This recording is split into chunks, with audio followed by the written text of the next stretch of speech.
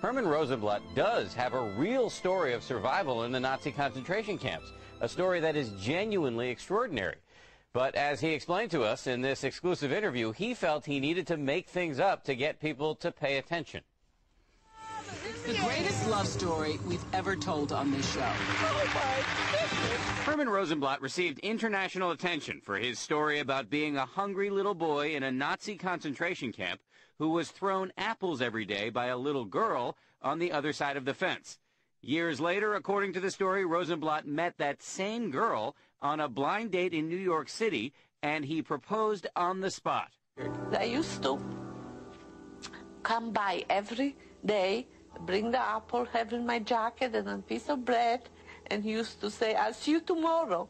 The story landed Hermann and Roma Rosenblatt on Oprah twice and in newspapers all over the world. They also got a book and movie deal. But the story wasn't true. Why did you do it? Why did you tell such a big lie to so many people for so long?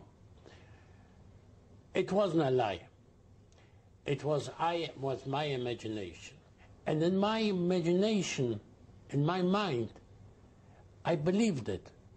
Even now I believe it, that she was there and she threw the apple to me. No entiendo nada. How can you say it wasn't a lie? It wasn't true, and you know it's not true. Yes, it's not true.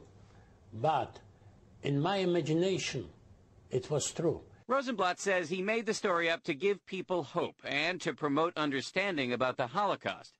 But members of his own family say his real motivation was money. So you were not motivated in any way by money? No. No me haga más rey, hombre. This is from your son. He said that he knew you were lying for years and he couldn't get you to stop. And here's his quote. "It was always hurtful. My father is a man who I don't know." How do you respond to that? I don't know. I can't respond to it. I don't know why he said it. I don't know what. Maybe I'll ask him. Hermann and Roma Rosenblatt told their false story publicly for more than a decade, but it all fell apart about 6 weeks ago after Holocaust scholars proved that it was physically impossible for prisoners to approach the fence at the concentration camp where Hermann was kept, and that Roma's family was actually more than 200 miles away at the time. Why did your wife agree to go along with this? Did she ever express any reservation? Because she loves me. Me emociono. Why is she not here today? Because I don't want her to be here today. It's too much going on. Was it difficult for your wife to have to go out very publicly and tell a story that she knew wasn't true? It was.